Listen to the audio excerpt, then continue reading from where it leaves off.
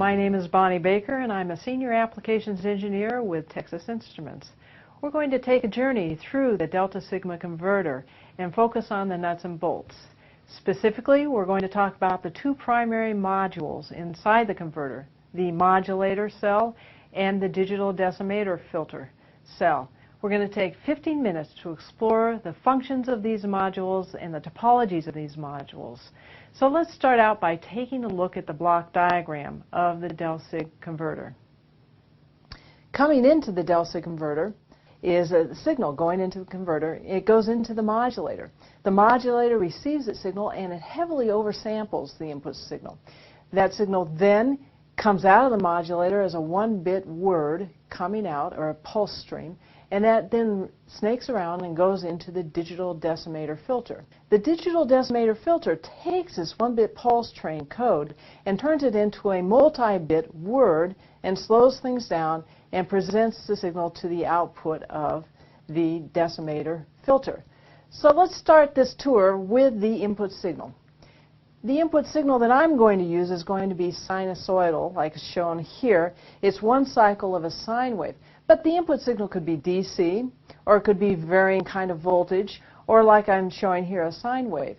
In the frequency domain, that sine wave looks like this. It's a spur that reaches out near DC, and then along the frequency, the x-axis. Now we're done looking at that input signal. Let's take a look at what happens to the signal as it goes into the modulator. This input signal is received by the modulator, and it's digitized into a pulse train coming out of the modulator. That pulse train, like I said, goes into the digital decimator filter. The pulse train we'll call the sampling frequency for right now. I want to dig in and take a look at the topology of the modulator. Here's an example of a first-order modulator.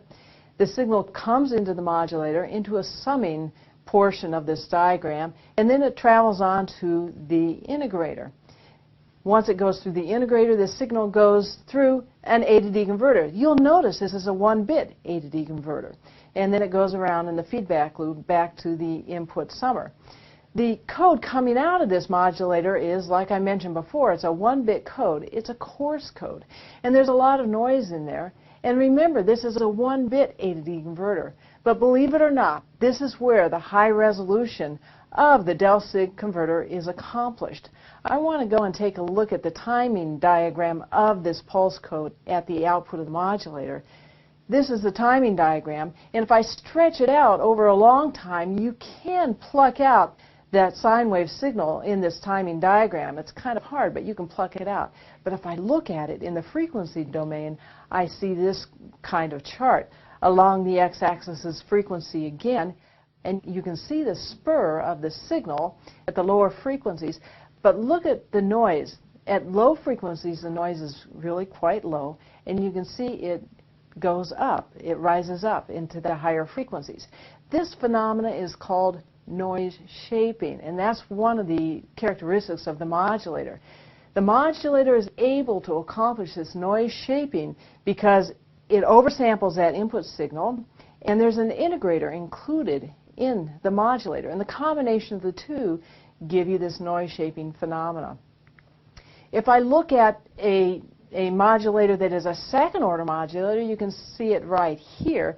A second-order modulator has 2 integrators and 2 feedback loops, and only 1 converter, and I'm still using a 1-bit A to D converter, so I haven't improved that portion of the resolution. But I am, because I have 2 integrators, I'm shaping the noise even harder out into the higher frequencies. Look at the transfer function. It's equal to the input signal plus the noise of the current conversion and the previous conversion and 2 previous conversions. And in this manner, I'm pushing that noise out in the higher frequencies. If I look at this second-order modulator in the frequency domain, it will look like this. Also, I've shown in this chart a third-order modulator. So you see a comparison between the first, second, and third-order modulator.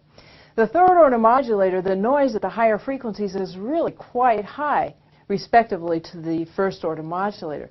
But as I come down in frequency, look at the third-order modulator, the noise is the lowest of the 3.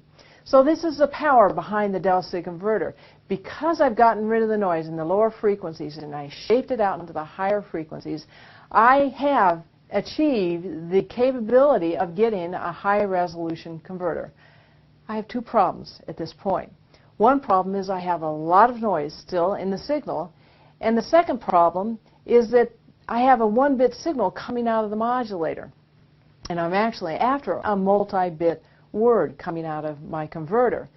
So I can get these two things resolved in the digital domain with my digital decimator filter. Let's go back to the block diagram of my delta-sig converter. Again, you had the analog signal going into the modulator, and it was oversampled at a high frequency, and I'll call that the sampling rate. And that signal, 1-bit code, goes into the digital decimator filter.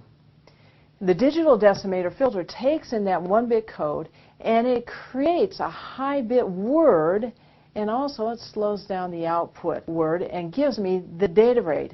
Now I'll say ahead of time here that the sampling frequency divided by the data rate is equal to a decimation ratio. But let's back up and let's look and see what happens in this digital decimator filter. The digital decimator filter are in silicon one and the same thing. But I'm going to separate out the digital filter conceptually so that we can talk about that. The digital filter looks like this. This happens to be a FIR filter. You can see that the signal comes in 1 bit at a time and it marches down this signal path. It also is multiplied by a coefficient going down into a summer. The combination of this marching that 1-bit code and multiplying by a coefficient and summing create the filter. What do I get out of this in the time domain? I get something that looks like this. There it is. There's the signal. That's my sine wave. Instead of getting a 1-bit code out of the digital filter, I'm actually getting a word. A 24-bit word actually is what I'm after. But if I look in the frequency domain, which is the most interesting place to look, in the frequency domain, there's my spur. There's my low frequency spur. And look at what's happened to the noise. It has gone down considerably because of my digital filter. There's only one problem with this. The output data rate is rather fast, so I'm going to slow that down with my decimator. Now, usually decimators are averaging filters, and I'm taking in that 24-bit code into my averaging filter, and I'm adding a whole bunch of them together and summing them, and then dividing by the decimation ratio, which I touched on earlier. And once I do that, then I output a digital word from my delta-sig converter. Now, you will think about this using this averaging filter. I have slowed down that high sampling frequency that went into my digital decimator filter. So, if I use that decimation ratio, I can do some modifications.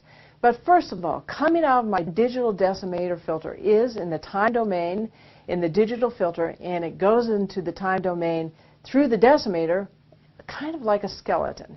But I really haven't lost any information with this transformation. Let me show you an example of how that works.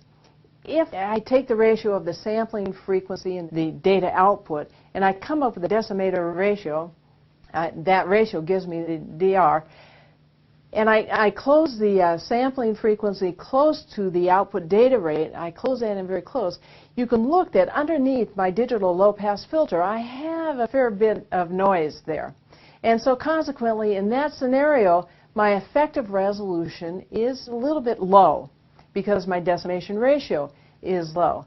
If I take and I spread the data rate from the sampling rate and put it in this kind of configuration, I've moved my low-pass filter to be smaller at the lower frequencies, and look at what's underneath that low-pass filter, the digital filter, not very much noise. And so effectively, because I increase my decimation ratio, I have effectively increased the number of bits. We have finished our tour through the delta sigma converter. We started with the modulator. The modulator took in the analog signal and oversampled it, produced a pulse train on the output, pushed the noise into the higher frequencies, and established a low noise near the input signal. That 1-bit code went into the digital filter, and the digital filter produced a 24-bit code, and also slowed down the output code to become the data rate. There's a close relationship between the data rate and resolution, and we found that if we slow down the data rate with respect to the sampling frequency, we got extremely high resolution out of the del-sig converter. My name is Bonnie Baker, and it's been my pleasure to take you through the nuts and bolts of the Delta Sigma converter.